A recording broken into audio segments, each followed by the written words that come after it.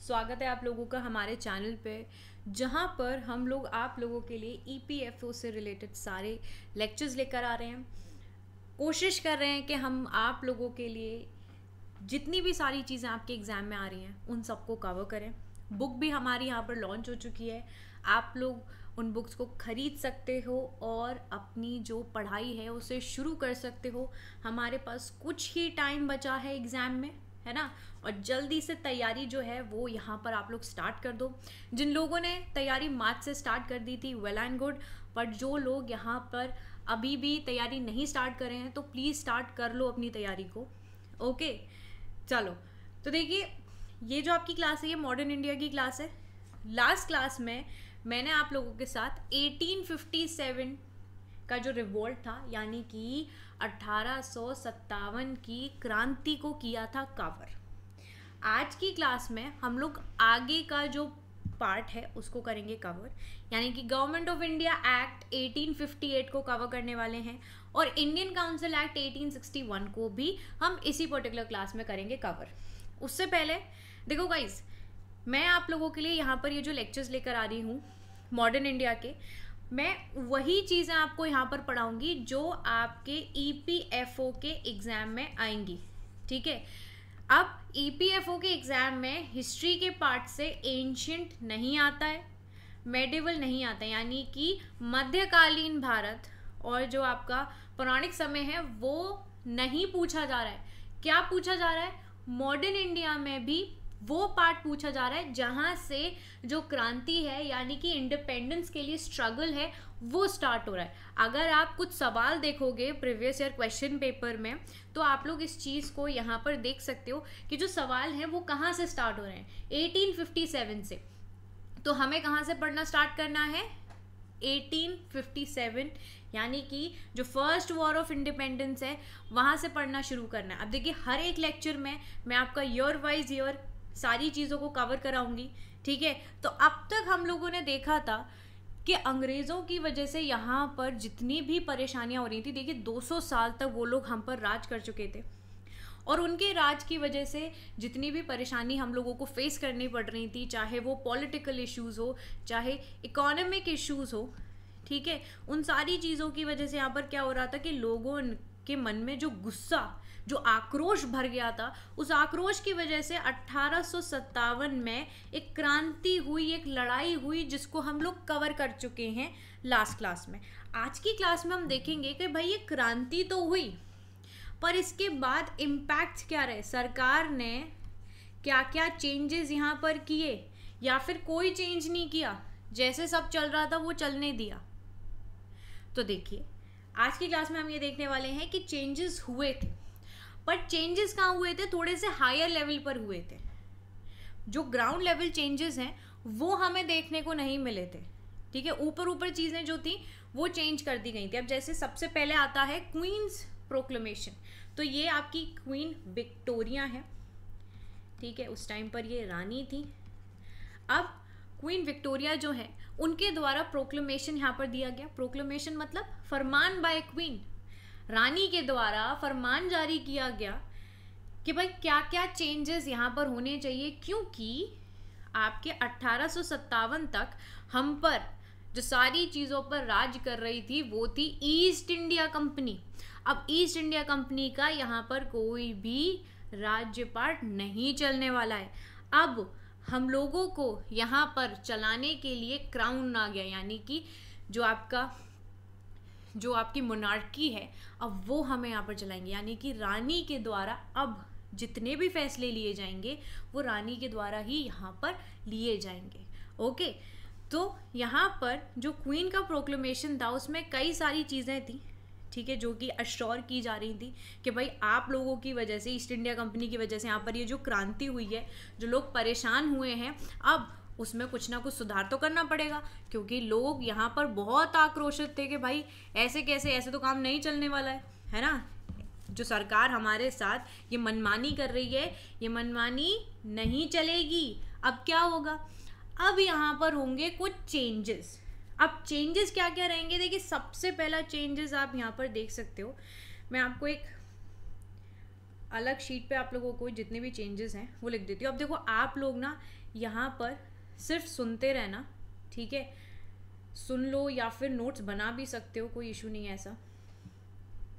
चलो सबसे पहला चेंज क्या था भाई? सबसे पहला चेंज यहाँ पर होगा, सबसे पहली चीज तो ये जो प्रोक्लेमेशन था ये आपका लॉर्ड कैनिंग द्वारा, क्योंकि उस टाइम पर हमारे गवर्नर जनरल कौन थे? Lord Canning. तो लॉर्ड कैनिंग द्वारा इस पर्टिकुलर प्रोक्लेमेशन को अनाउंस किया गया था इलाहाबाद दरबार पे। कहाँ? इलाहाबाद दरबार पर इस प्रोक्लेमेशन को अनाउंस किया गया। डेट मैं आप लोगों को यहाँ पर बता देती हूँ, 1 नवंबर थी 1858 में, ठीक है। 1858 1 नवंबर को ये पर्टिकुलर जो प्रोक्लेमेशन था उसको अनाउंस किया गया था। किसके द्वारा? लॉर्ड कैनिंग द्वारा। अब यहाँ पर सबसे पहली चीज़ जो हमको इसमें देखने को मिलती है इस प्रोक्लेमेशन में, इस फरमान में, कि भाई कुछ चीज़ों का यहाँ पर ध्यान रखना होगा। सबसे पहली चीज़, अब किसी भी प्रकार का कोई भी टेरिटोरियल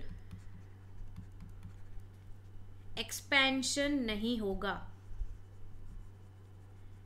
ठीक है। अब यहाँ पर किसी भी तरीके की आप लोग एक्सपेंशन नहीं करेंगे। पहले यहाँ पर जो सरकार थी वो कोई ना कोई एक्सपेंशन पॉलिसी लेकर आ रही थी, जैसे कि डॉक्ट्राइन ऑफ लैप्स, ठीक है, सब्सिडरी अलायंस, ये सारी जितनी भी चीज़ें ये लेकर आ रहे थे, ये क्यों लेके आ रहे थे? जिससे कि ये लोग बस एक्सपैंड करते जाएं, एक्सपेंशन करें और अपना राज्यपाट पूर्ण तरीके से बना लें, ठीक है। अब ये चीज़ें नहीं होंगी। अब वैसे भी अगर देखा जाए इस टाइम तक ब्रिटिशर्स हम लोगों पर अच्छा खासा कब्जा कर चुके थे, और कौन सी जगह पर ये एक्सपैंड करेंगे? सब कुछ तो कवर कर ही चुके थे। अब या तो बचा था कि अब ये चाइना की तरफ चले जाए। अफगान से तो ये हार चुके थे, जब अफगान वॉर हुए थे उसमें तो इनको हार मिल गई थी। अब अगर दूसरी चीज़ बचती है तो ये चाइना की तरफ चले जाएं, है ना, तिब्बत को, यहाँ पर तिब्बत जाके चाइना की तरफ चले जाएं तो वहाँ एक्सपैंड कर सकते हैं, ठीक है। बट अब कोई पॉइंट ही नहीं बचा एक्सपैंड करने का, अच्छा खासा तो कब्जा कर चुके हैं, तो टेरिटोरियल एक्सपेंशन यहाँ पर इनका बिल्कुल ख़त्म कर दिया गया।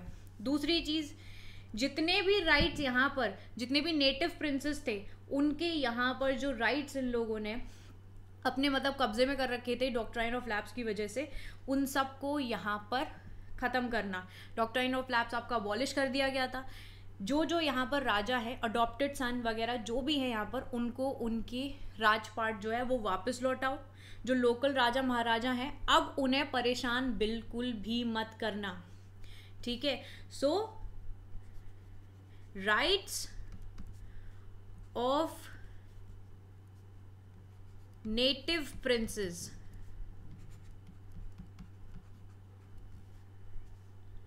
shall be respected, shall be respected। अब यहाँ पर इनको छेड़ना मत, बहुत छेड़ लिया, बहुत यहाँ पर आप लोगों ने कर दिया, इसकी वजह से अच्छी खासी क्रांति हो गई, ठीक है। जिसको भी यहाँ पर आप लोग सप्रेस कर पाए, पर टाइम तो लगा, लोगों ने बगावत तो करी, जिसकी वजह से कितने सारे चेंजेस हो रहे हैं।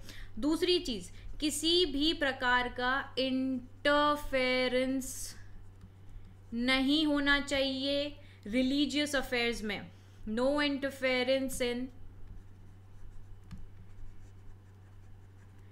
रिलीजियस अफेयर्स ऑफ सोसाइटी के किसी भी रिलीजियस अफेयर्स में आप लोग यहाँ पर हस्तक्षेप नहीं करने वाले हैं। सती प्रथा वगैरह सब यहाँ पर इन लोगों ने ख़त्म करी, विडो रीमैरिज लेकर आए, ठीक है, विच वो गुड पॉइंट्स। बट यहाँ पर लोग थोड़े से, क्योंकि देखो ना, एक माइंडसेट हमारा पुराना चलता आ रहा था, है ना, वही सारी चीज़ें देख के हम लोग अब तक बड़े हो रहे थे, और सडनली गोरों की सरकार आ रही है और वो यहाँ पर हमारे देश में हमारी चलने वाली जितनी भी चीज़ें हैं उनको ख़त्म कर रही है। तो लोगों को ये चीज़ बर्दाश्त नहीं हुई कि भाई ऐसे कैसे कर सकते हैं, ये तो भारी लोग हैं, भारी लोग आके हमारे देश में चेंजेस कर रहे हैं, that is not acceptable. Okay, इसके बाद फोर्थ पॉइंट यहाँ पे देखोगे कि इंडियन और ब्रिटिश सब्जेक्ट्स जो हैं, ठीक है, उनको प्रॉपर ट्रीटमेंट यहाँ पर मिलेगा, इक्वल ट्रीटमेंट दिया जाएगा, ठीक है, इक्वल ट्रीटमेंट टू ऑल, किसी के साथ भी भेदभाव नहीं होना चाहिए, ओके। और इक्वल एंड इम्पार्शियल प्रोटेक्शन दी जाएगी लॉज की। ऐसा होता था कि जो ब्रिटिश आपके ये ट्रूप्स वगैरह होते थे या ब्रिटिश आपके ऑफिसर्स हैं, अगर इनसे कोई गलती हो जाती थी या कोई भी परेशानी होती थी तो इनको उतनी सज़ा नहीं मिलती थी, ना इनको इतना कोई परेशानी उठाने की ज़रूरत पड़ती थी। पर वही चीज़ अगर किसी हिंदुस्तानी से हो जाती है तो उसके लिए सारे लॉज यहाँ पर सामने आ जाएंगे और कई चीज़ें सामने आ जाएंगी, सज़ा की लाइन लग जाएगी यहाँ पे। तो अब यहाँ पर एक चीज़ क्लियर कर दी गई कि भाई अभी अत्याचार थोड़ा बंद कर दो, है ना। यहाँ पर एक चीज़ बड़ी क्लियर रखो कि इक्वली और इम्पार्शियल प्रोटेक्शन यहाँ पर दी जाएगी लॉस की, and it should be for everyone, there shouldn't be any sort of discrimination. जितने भी ऑफिसर्स हैं, ठीक है, in administration, that will be open for all subjects. सबके लिए यहाँ पर जो आपके ऑफिसर्स हैं वो खुले होने चाहिए, सब यहाँ पर इक्वल अधिकार ले सकते हैं। अब सरकार जो था वो बेसिकली, अब आप लोग देख सकते हैं कि काफ़ी सारे चेंजेस यहाँ पर स्टार्ट हो गए थे।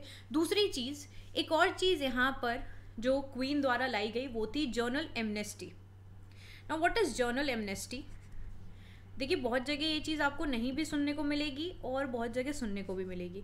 जर्नल एमनेस्टी जो थी वो यहाँ पर प्रदान करी जा रही थी। जर्नल एमनेस्टी होती है आपका माफ़ी नामा, ठीक है। माफ़ीनामा प्रदान किया जा रहा था उन लोगों को जो आपके 1857 की क्रांति का भाग रहे थे, चाहे वो कोई भी राजा हो, चाहे वो कोई भी यहाँ पर सिपाही हो, ठीक है। वो 1857 के रिवोल्ट का अगर पार्ट भी रहा है तो उनको यहाँ पर माफ़ीनामा जो है वो दे दिया जाएगा। पर ये माफ़ीनामा उन लोगों को नहीं मिलेगा जिन्होंने किसी ना किसी ब्रिटिश सोल्जर या ऑफिसर को मारा है, उनके लिए तो अलग ही सज़ा है। ये माफ़ीनामा सिर्फ उन लोगों के लिए जिन्होंने पार्टिसिपेट किया है पर किसी को मारा नहीं है, ठीक है। इसके बाद बंगाल और अवध के जो फ्यूडल चीफ्स हैं उनको उनकी जगह वापस दे दी गई थी। ऑलराइट, अब इन सारी चीज़ों को देखकर ब्रिटिशर्स ने कुछ चेंजेस अपनी आर्मी में किए, ठीक है। वैसे आपको यहाँ पर ये पॉइंट्स जो हैं वो लिखे हुए मिल रहे हैं, ठीक है, बट एक्स्ट्रा जो मुझे लगता है जो चीज़ें थी वो मैंने यहाँ पर आप लोगों को बता दी हैं, समझा दी हैं, ठीक है। आप लोग इन चीज़ों को या तो लिख सकते हो, है ना, या तो स्क्रीनशॉट लेके रख लेना। यार आप लिख भी सकते हो अगर आप नोट्स बना रहे हो, है ना, नोट्स बना लेना, जिससे कि छोटे छोटे पॉइंट्स जो हैं वो आपके ध्यान में रहेंगे। और हिस्ट्री को ना बहुत एक स्टोरी फॉर्म में लो। अब तक हम एक स्टोरी चलती आ रही थी। अगर सोच लीजिए किसी के घर में कोई भी अगर आपको कोई भी परेशान करेगा तो जाहिर सी बात है कि बगावत तो होगी। बगावत हुई, बगावत के बाद बहुत सारी चीज़ें हैं जो कि यहाँ पर इम्प्लीमेंट की जाती हैं जिससे कि आगे कोई बगावत ना हो। तो वही सारी चीज़ें यहाँ पर करी जा रही थी इम्प्लीमेंट। अब इसके बाद ब्रिटिशर्स को एक चीज़ बड़ी यहाँ पर लगी कि भाई अब हमें अपनी आर्मी में भी कुछ चेंजेस करने चाहिए। हम यहाँ पर सप्रेस कर नहीं पाए, ठीक है, या चीज़ें समझ नहीं पाए, तो हमें भी कुछ चेंजेस अपनी आर्मी में करने चाहिए। तो अब आर्मी में होंगे कुछ चेंजेस। अब क्या चेंजेस रहेंगे आर्मी में, मैं ये आपको यहाँ पर समझाती हूँ। देखिए सबसे पहला चेंज है यहाँ पर कि यूरोपियन ट्रूप्स जो था उनका नंबर इंक्रीज कर दिया गया।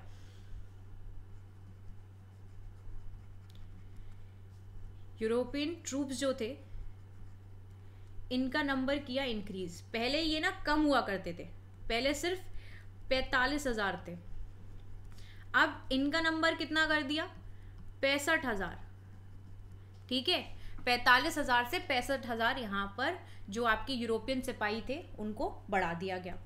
इंडियन सिपाहियों को कम किया गया।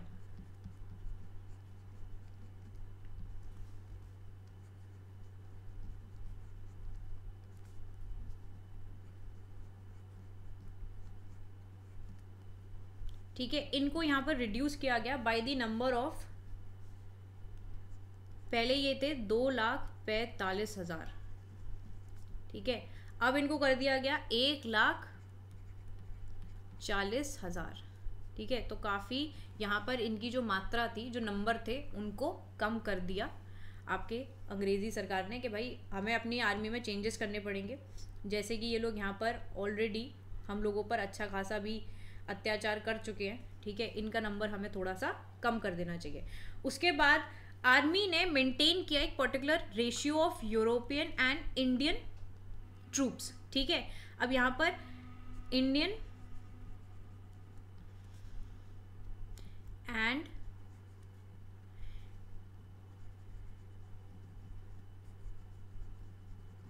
यूरोपियन जो ट्रूप्स थे उनका एक रेशियो यहाँ पर बनाया, ठीक है। जैसे कि बंगाल की बात करें तो बंगाल से ये आपकी जो लड़ाई थी वो शुरू हुई थी, तो वहाँ पर इन ट्रूप्स का जो रेशियो था वो रखा 1:2, ठीक है। 1 रेशियो में आपके इंडियंस आ रहे हैं और सेकंड है आपका किसका, यूरोपियंस का। उसके बाद बाकी सारी जगहों पर जो ये रेशियो था वो थोड़ा चेंज हमें देखने को मिला। बंगाल में रहेगा 1:2, बाकी सारी जगहों पर ये रेशियो था 1:3, ओके। इसके बाद जितनी भी सारी भारतीय आर्टिलरी यूनिट्स थी उनको डिसबैंड कर दिया गया।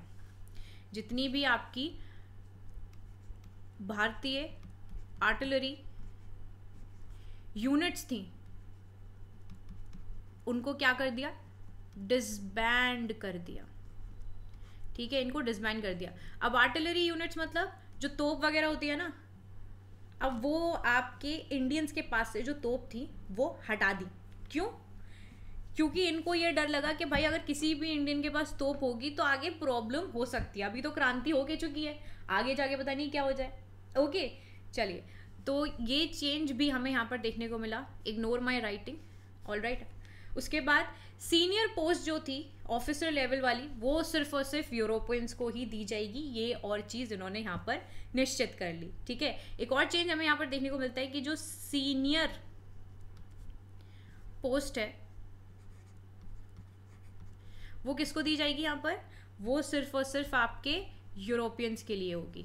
मतलब यहाँ पर भी अभी इनका भेदभाव जो है वो कम हुआ नहीं है, वो भी अभी भी यहाँ पर चल रहा है। मतलब लाठी जल गई पर वो जो अभी भी एटीट्यूड है ना वो कम नहीं हुआ है, ऑल राइट। चलिए, आई होप आप लोगों को यहाँ तक जो चीज़ें हैं वो क्लियरली समझ में आ गई होंगी। अब इसके बाद हम लोग एक चीज़ देखेंगे, वो है लाइसेंसिंग एक्ट। लाइसेंसिंग एक्ट यहाँ पर आपका आता है। अब ये क्या है ये मैं आपको बता दूं। देखिए यहाँ पर क्या था कि इन लोगों ने कुछ रिस्ट्रिक्शंस लगा दिए थे प्रेस पर। लाइसेंसिंग एक्ट जो है आपका 1857 में। अब फॉलोइंग दी 1857 रेबेलियन जो सरकार थी उसने रिस्ट्रिक्शंस लगा दिए थे किस पर, हिंदुस्तानी प्रेस पर। उनको ऐसा लग रहा था कि अगर हम लोग यहाँ पर कुछ रिस्ट्रिक्शंस नहीं लगाएंगे तो जो लोग हैं वो यहाँ पर सरकार की बुराइयाँ जो हैं वो करते रहेंगे, सरकार के बारे में गलत चीज़ें लिखते रहेंगे और ये चीज़ हमें नहीं करनी है। तो इसीलिए जो आपका मेटकाफ एक्ट था उसके अलावा और भी बहुत सारे रिस्ट्रिक्शंस जो थे वो प्रेस पर लगने स्टार्ट हो गए थे। जैसे कि यहाँ पर बिल्कुल मतलब जो आपका पब्लिकेशन का राइट था उसको ख़त्म कर दिया था, ठीक है। सो यहाँ पर आपका पब्लिकेशन जो था उसको बंद कर दिया था, पब्लिकेशन नहीं होगा किसी भी प्रकार का, ठीक है। There shouldn't be any publication, circulation नहीं होगा किसी भी किताबों का, न्यूज़पेपर का या प्रिंटेड मैटर का। तो ये पर्टिकुलर चीज़ हमें यहाँ पर देखने को मिलती है, ओके। अब यहाँ पर सिर्फ यही सारे इम्पैक्ट नहीं थे जो हमें देखने को मिल रहे थे, ये सारी चीज़ें थी कि हाँ ये चेंजेस जो थे वो यहाँ पर बनाए गए। कुछ ऐसी भी चीज़ें थी जो कि लोगों के अंदर ही अंदर यहाँ पर चेंजेस हो रहे थे जिन्हें हम बोलते हैं अनस्पोकन इम्पैक्ट। अब ये जो अनस्पोकन इम्पैक्ट थे वो थे रेशियल बिटरनेस जो हमें देखने को मिली। सबसे पहली चीज क्या देखने को मिली हमें, रेशियल बिटरनेस। अंग्रेज जो थे अब उनके मन में हिंदुस्तानियों के लिए एक वैसे भी वो सुपीरियर खुद को मानते थे और हमें इन्फीरियर मानते थे। अब उनके दिमाग में ना एक चीज़ बहुत क्लियर हो गई थी कि जो यूरोपियंस को एक ही चीज़ लगने लगी थी कि इंडियंस जो हैं हम उन्हें चाहे पढ़ाई करा दें, हम चाहे उनके लिए बहुत सारे चेंजेस ला दें, पर वो ये सारे चेंजेस जो हैं वो यहाँ पर नहीं समझ सकते हैं। उनको सिर्फ एक ही चीज़ की ज़ुबान आती है, वो है मार की ज़ुबान। इसके अलावा सॉरी हिंदुस्तानियों को किसी और चीज़ की बात यहाँ पर समझ में नहीं आती है, ठीक है। इस तरीके की चीज़ जो है वो यहाँ पर इनके दिमाग में आ गई और इन सारी चीज़ों की वजह से ये जो आपका क्रांति हुई थी, इन सब चीज़ों की वजह से हमारे देश में जो सोशल प्रोग्रेस चल रही थी ना वो रुक गई थी। हमारा जो साइंटिफिक टेक्नोलॉजिकल प्रोग्रेस थी, जो इंडस्ट्रियलाइजेशन था, वो जो आना चाहिए था उस टाइम पर वो हमारे देश में रुक गया था, और वो इंडस्ट्रियलाइजेशन को हम आज भी लाने की पूर्णता से कोशिश कर रहे हैं। ठीक है, वो चीज़ उस टाइम पर अगर आती तो काफ़ी हद तक बेटर रहता, बट वो सारी चीज़ें जो थी, जो प्रोग्रेस थी, जो वो कहते हैं ना, कभी कभी बुरी चीज़ों को हटाने के लिए जो अच्छी चीज़ें हैं वो भी ख़त्म हो जाती हैं, है ना। गेहूं के साथ कभी कभी घुन भी पिस जाते हैं, वो वाला हिसाब यहाँ पर हमें देखने को मिला। और यहाँ पर क्राउन रूल जो था वो तो आपका स्टार्ट हो ही गया था। अब हम यहाँ पर कवर करेंगे आपके गवर्नमेंट ऑफ इंडिया एक्ट 1858, जिसको हम यहाँ पर बोलते हैं act for the good government of India. अब देखिए, वैसे सरकार जो थी वो बहुत बदमाश थी, है ना, हम लोगों को बहुत परेशान कर रही थी। अब यहाँ पर इस एक्ट के साथ साथ काफ़ी सारे चेंजेस होंगे। ठीक है, अब यहाँ पर जो ब्रिटिश मोनार्की थी उनको लगा कि ईस्ट इंडिया कंपनी हिंदुस्तान को नहीं चला पाएगी, सिर्फ और सिर्फ गड़बड़ करेगी, और ऐसे तो इतना बड़ा जो देश है वो हमारे हाथों से निकल जाएगा। इसीलिए यहाँ पर क्राउन रूल जो है वो आपका स्टार्ट कर दिया गया था। ठीक है, तो जो इंडिया था उसको गवर्न किया जा रहा था by and in the name of her majesty, जो ब्रिटिश मोनार्क हैं उनके द्वारा। अब हमारे देश में डुअल गवर्नमेंट स्कीम जो थी, है ना, जो कि आपके पिट्स इंडिया एक्ट के साथ यहाँ पर स्टार्ट हुई थी, उसको ख़त्म कर दिया गया था। ठीक है, और जो डेजिग्नेशन था गवर्नर जनरल ऑफ इंडिया का, अब वो हो गया था वाइस रॉय ऑफ इंडिया। ठीक है, क्या हो गया था यहाँ पर, वाइस रॉय ऑफ इंडिया। अब यहाँ पर वाइस रॉय ऑफ इंडिया होंगे जो हमारे गवर्नर जनरल ऑफ इंडिया हुआ करते थे। अब वाइस रॉय यानी कि वाइस रॉय, ये डायरेक्ट रिप्रेजेंटेटिव थे किसके, ब्रिटिश क्राउन के। वाइस रॉय कौन थे आपके, डायरेक्ट रिप्रेजेंटेटिव थे ब्रिटिश क्राउन के। और सबसे पहले हमारे वाइस रॉय कौन थे, चार्ल्स कैनिंग। ठीक है, जिनको हम लॉर्ड कैनिंग कह रहे हैं उनका नाम क्या है, चार्ल्स कैनिंग। चार्ल्स कैनिंग यहाँ पर हमारे पहले वॉइस रॉय देखने को मिलेंगे। ठीक है जी, चलिए अब इसके साथ साथ डबल गवर्नमेंट सिस्टम एंड हो गया। अबॉलिश कर दिया गया था आपके बोर्ड ऑफ कंट्रोल और कोर्ट ऑफ डायरेक्टर्स को, जो पहले आपके लंदन में यही सिस्टम था, अब इसको यहाँ पर ख़त्म कर दिया गया था। और इनका काम क्या होता था, इसमें से एक का काम होता था इकोनॉमिक पॉलिसी को संभालना, दूसरे का काम था पॉलिटिकल या डिप्लोमेटिक पॉलिसी जो थी उनको देखना, तो वो ख़त्म हो चुका था। ठीक है, जो आपके कोर्ट ऑफ डायरेक्टर्स थे, ये सारी चीज़ें जो थी, जो पावर थी कंपनी के कोर्ट ऑफ डायरेक्टर्स वगैरह की, वो ट्रांसफ़र कर दी गई थी secretary of state for India को। अब ये यहाँ पर हमारे देश को मतलब अगर देखा जाए तो ये संभालेंगे हमारे देश को। ठीक है, ये बनेंगे हमारे देश के इम्पोर्टेंट रिप्रेजेंटेटिव। ओके, अब यहाँ पर नई चीज़ें जो थी वो यहाँ पर स्टार्ट हो गई थी। अब यहाँ पर नई चीज़ आई थी, वो थे हमारे secretary of state for India. Now he had complete authority and control over Indian administration. तो किसके पास था complete control of administration, वो था आपके सेक्रेटरी ऑफ स्टेट के पास। ये सारी चीज़ें मैं आपको यहाँ पर समझा देती हूँ। देखो भाई, सेक्रेटरी ऑफ स्टेट, अब ये संभालेंगे कंप्लीट अथॉरिटी। कोई भी चीज़ होगी, कुछ भी गलत होगा तो किस पर गा जाएगी, अब आएगी सेक्रेटरी ऑफ स्टेट पर, कि भाई तुम्हें यहाँ पर सब कुछ संभालना था। ये मेंबर ऑफ ब्रिटिश कैबिनेट थे। अब यहाँ पर कुछ भी होने की, कोई भी गलती होती थी, ठीक है, इनके ऊपर ही यहाँ पर सवाल चढ़ेंगे। और ये यहाँ पर भारतीय मामलों का मंत्रालय है एक तरीके से अगर देखा जाए। ठीक है, और ये आपके चेयरमैन भी थे काउंसिल के। ठीक है, यही जो काउंसिल आपकी बनाई जाएगी उसके चेयरमैन भी रहेंगे। अब काउंसिल क्या बनाई जाएगी, इनकी हेल्प के लिए, आपके सेक्रेटरी ऑफ स्टेट के हेल्प के लिए यहाँ पर एक काउंसिल को किया जाएगा फॉर्म। तो अब ये यहाँ पर आ रहे हैं, इनके लिए एक एडवाइजरी काउंसिल जो है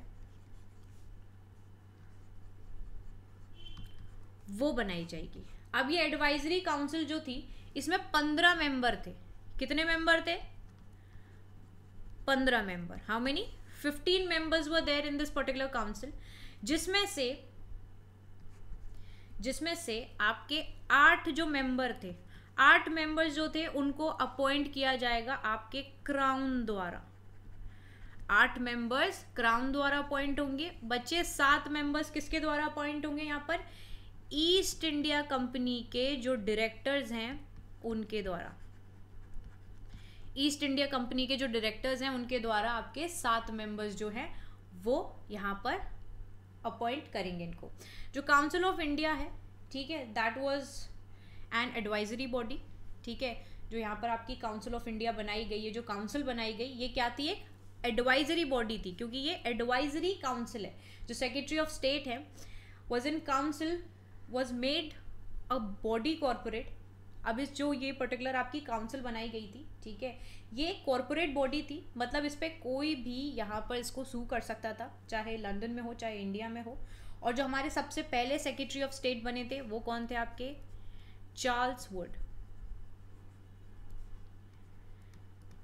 चार्ल्स वुड यहाँ पर आपके सबसे पहले सेक्रेटरी ऑफ स्टेट बने थे, ठीक है। और ये जो काउंसिल थी वो कहाँ बनाई गई थी? लंदन में बनाई गई थी। अब यहाँ पर इंडिया में वाइसरॉय की हेल्प के लिए भी एक काउंसिल फॉर्म करी गई। अब देखिए यहाँ पर आपके ये तो है चार्ल्स वुड,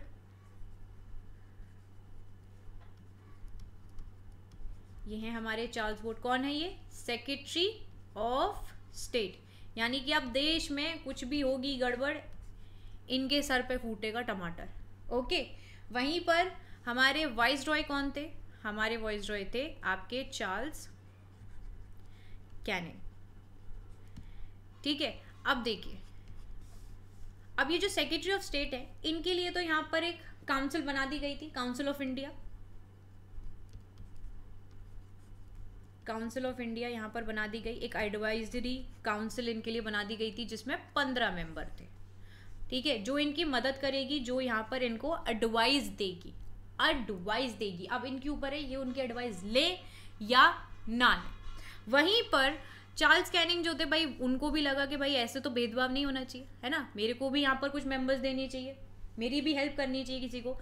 तो इनकी हेल्प के लिए 4 मेंबर्स, ठीक है, 4 मेंबर्स की एग्जीक्यूटिव काउंसिल बनाई गई। क्या बनाई गई?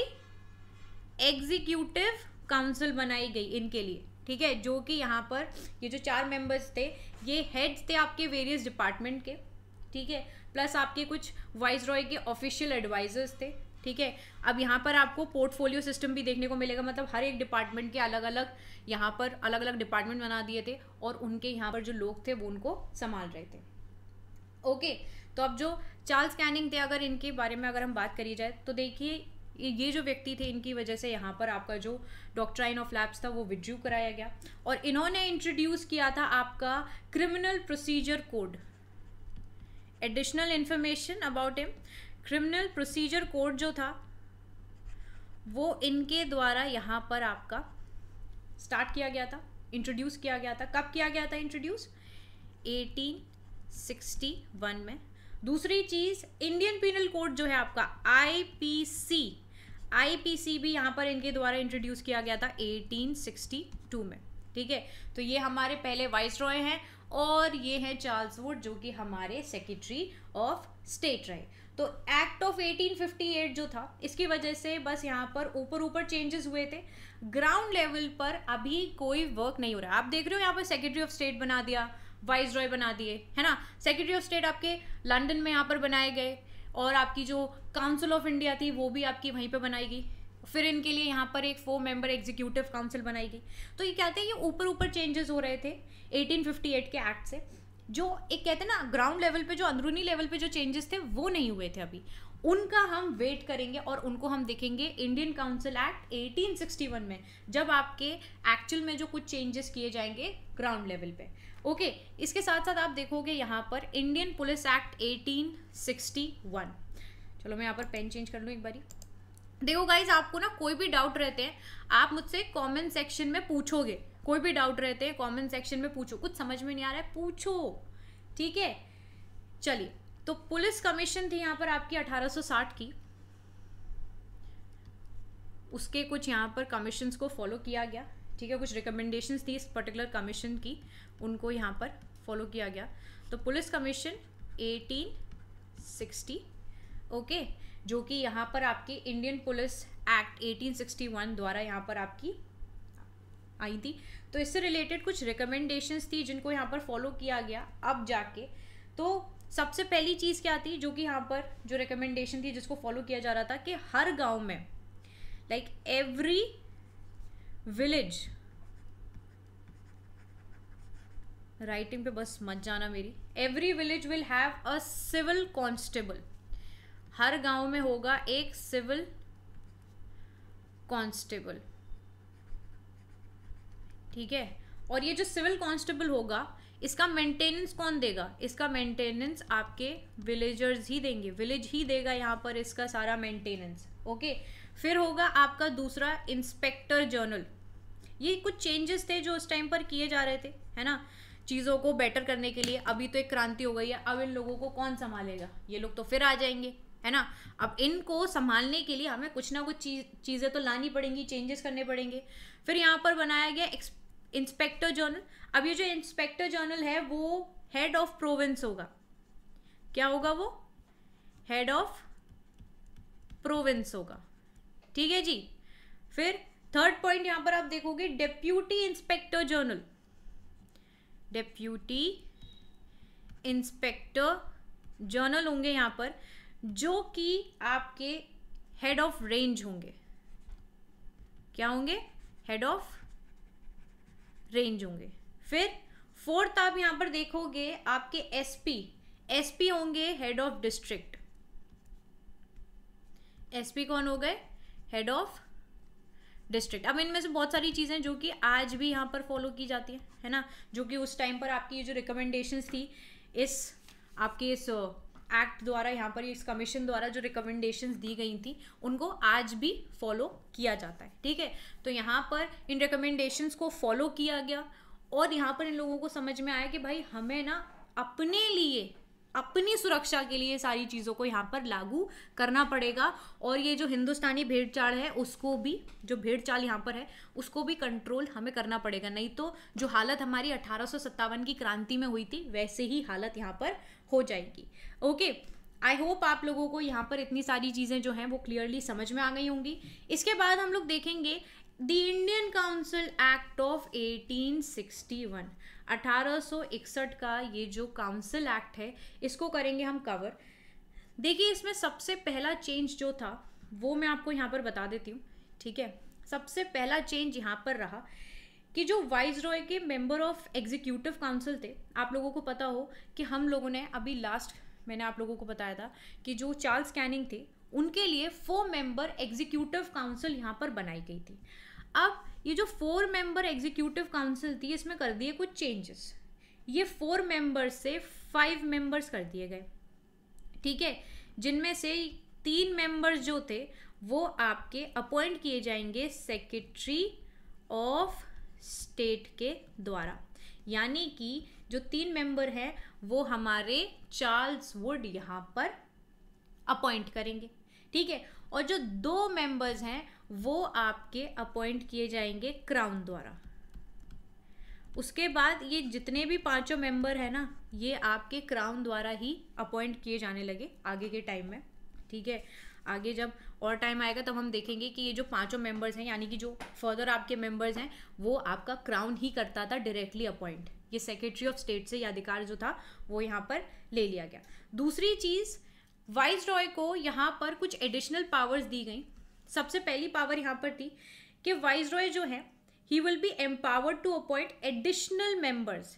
यानी कि यहाँ पर ये अपने मन से 6 या फिर 12 एडिशनल मेंबर्स ऐड कर सकते हैं, अपने हिसाब से इन मेंबर्स को ऐड कर सकते हैं, जिनमें से हाफ मेंबर्स जो हैं वो हिंदुस्तानी होने चाहिए, हाफ मेंबर्स जो हैं वो यहाँ पर इंडियंस होने चाहिए। कौन होने चाहिए? इंडियंस। इस चीज़ की यहाँ पर इम्पोर्टेंट थी, ठीक है भाई। आपको अधिकार दे रहे हैं कि आप 6 से 12 मेंबर्स यहाँ पर ऐड कर सकते हो, ठीक है। तो आपको एक और चीज़ मेक श्योर करनी पड़ेगी कि आधे कौन होने चाहिए? हिंदुस्तानी मेंबर्स होने चाहिए, क्योंकि अब तक तो आप लोग अच्छी खासी तरीके से इंडियंस को बेवकूफ़ बनाते आ रहे हो।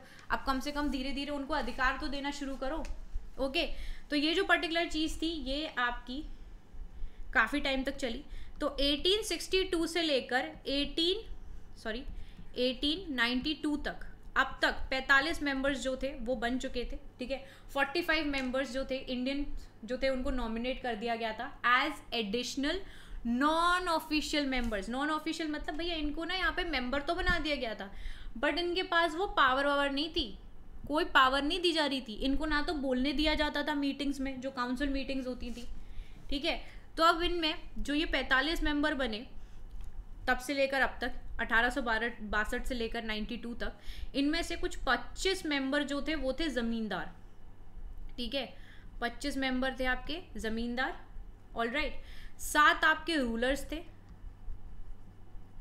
7 रूलर्स थे, और बाकी के देखा जाए तो आपके लॉयर्स हैं, मजिस्ट्रेट हैं, जर्नलिस्ट हैं, इनको भी यहाँ पर मौका दिया गया था, इनको भी यहाँ पर मेंबर जो था वो बनाया गया था। अब जो पार्टिसिपेशन था हमारे इंडियन मेंबर्स का काउंसिल मीटिंग्स में वो नेग्लिजिबल था, उनको यहाँ पर कोई राइट नहीं दिया जाता था बोलने का, ठीक है। बस ये था अगर कोई भी यहाँ पर कोई लॉ पास हो रहा है, कोई भी सारी चीज़ें हैं, है ना, बस उनसे ये कह दिया हाँ बुलवा दिया जाता था और कुछ नहीं किया जाता था, ठीक है। उनका यहाँ पर कोई और काम नहीं था। बाकी इस एक्ट की वजह से एक चीज़ हुई थी जो बढ़िया चीज़ थी, वो कि रिप्रेजेंटेटिव इंस्टीट्यूशन जो था, ठीक है, वो फॉर द फर्स्ट टाइम हमारे यहाँ पर इंट्रोड्यूस किया गया। दूसरी चीज़ 1862 में लॉर्ड कैनिंग ने अपॉइंट किया था, देखो यहाँ पर आप लोगों को इसमें मेंशन होगा, 3 इंडियंस थे जिनको इंट्रोड्यूस किया गया था, इंक्लूड किया गया था इस 1862 की लेजिस्लेटिव काउंसिल में। वो थे आपके राजा ऑफ बनारस, महाराजा ऑफ पटियाला और सर दिनकर राव, ठीक है। देखो ये जो मैंने आपको इसीलिए पॉइंट आउट करके बताया है क्योंकि एग्जाम में ऐसी सारी चीज़ें पूछ ली जाती। अगर यूपीएससी वाले बच्चे भी ये देख रहे हैं ना, तो एग्जाम में देखो ऐसी सारे सवाल जो है ना वो आ जाते हैं, तो इसीलिए इनको ध्यान में रखो, है ना। चलिए, इसके बाद आप देखोगे कि वाइसरॉय जो थे उनको यहाँ पर और भी पावर्स दी गई थी, इंपॉर्टेंट पावर्स दी गई थी। एक तो सबसे पहली पावर यहाँ पर आप देखोगे कि वो ऑर्डिनेंस जो थे ना उनको इशू कर सकते थे, ठीक है। वाइसरॉय जो है वो यहाँ पर इशू कर सकते थे ordinances without the consent of legislative council किसी भी इमरजेंसी में। अब ये जो ऑर्डिनेंस था इसकी वैलिडिटी थी 6 महीने के लिए, ठीक है। ऑर्डिनेंस जो था इसकी वैलिडिटी थी 6 महीने तक की, ऑलराइट। इसके बाद आप देखोगे यहाँ पर पोर्टफोलियो सिस्टम जो था, जो लॉर्ड कैनिंग द्वारा 1859 में इंट्रोड्यूस किया गया था, ठीक है, वो यहाँ पर अगर देखा जाए वाइसरॉय की काउंसिल जो थी, ठीक है, he was made an in charge, ठीक है। और बहुत सारे डिपार्टमेंट्स जो थे जो सरकार द्वारा यहाँ पर बनाए गए, ऑथोराइज किया गया इनको to issue final orders on behalf of the council on matters of the concern department, okay.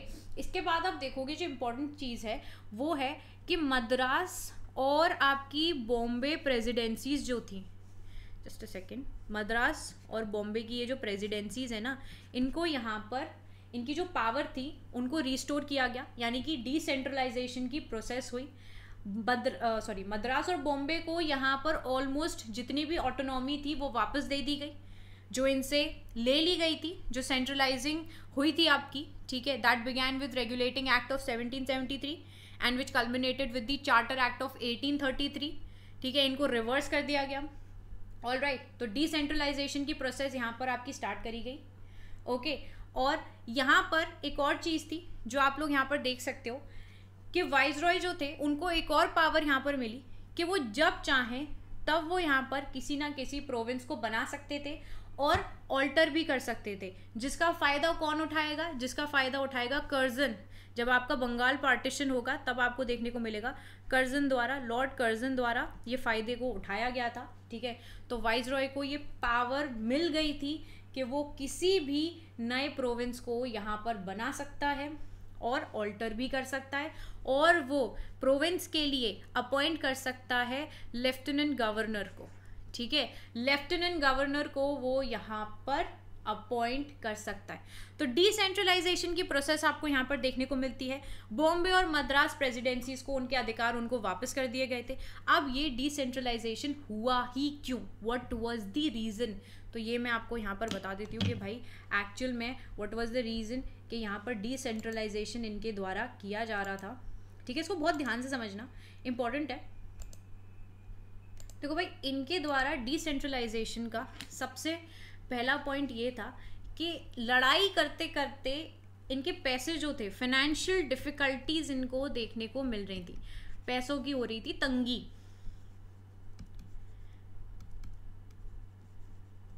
Financial difficulties जो थी वो देखने को मिल रही थी। दूसरी चीज कि नेशनलिज्म बढ़ने की वजह से डेवलपमेंट पर भी इनको फोकस करना पड़ रहा था, जैसे कि सड़कें बनवाना, ये सारी चीज़ें करना। बिना डेवलपमेंट करे कैसे काम चलेगा भाई, और डेवलपमेंट करना है तो पैसा चाहिए, और पैसा कहाँ से आएगा, है ना। तो इसीलिए यहाँ पर डिसेंट्रलाइजेशन हुआ। तीसरा पॉइंट आप देखोगे, लोकल टैक्स इनके द्वारा यहाँ पर बढ़ाते हुए नजर आए। ठीक है, लोकल टैक्स यहाँ पर इन लोगों ने बढ़ाने शुरू कर दिए थे, जिससे कि इन लोगों को यहाँ पर फिनेंशियल सपोर्ट मिले। जो पैसा यहाँ पर लड़ाइयों में खर्च हो गया था वो यहाँ पर इनको मिल जाए, मतलब फाइनेंशियल सपोर्ट इनको बेसिकली चाहिए था इस पर्टिकुलर टाइम में। ऑलराइट, चलिए, तो यही सारी चीज़ें थी जो आपके 1858 और 1861 का जो काउंसिल एक्ट है उसमें हमें देखने को मिली। ऑलराइट, बाकी आप लोगों के लिए सारी चीज़ें इसमें लिखी हुई हैं, है ना। आप लोग यहाँ पर चीज़ों को पढ़ सकते हो, समझ लेना इन सारी चीज़ों को। बाकी जो मैंने आपको बताया है, ठीक है, टू द पॉइंट, सारी चीज़ें आसानी से समझो, ज़्यादा उसमें मत जाओ। जितना हमारे एग्ज़ाम के लिए इम्पोर्टेंट है वो मैंने आपको यहाँ पर बता दिया है। बाकी अब देखिए, अगली वीडियो में मैं आप लोगों को आगे की जो कहानी है वो कवर कराऊंगी, ठीक है। यानी कि आपका 61 तक हम लोग कवर कर चुके हैं चीज़ें, इसके आगे 1890 तक मैं आपको आगे की चीज़ें जितनी भी हैं वो कवर कराऊंगी। देखो, ईयर बाय ईयर मैं आपको सारी चीज़ें कवर कराती जा रही हूँ, जिससे कि आप लोगों को किसी भी प्रकार की कन्फ्यूजन नहीं होनी चाहिए। कोई भी डाउट रहता है आप मुझसे कमेंट सेक्शन में पूछोगे, कमेंट सेक्शन में आप अपने डाउट्स ज़रूर पूछो।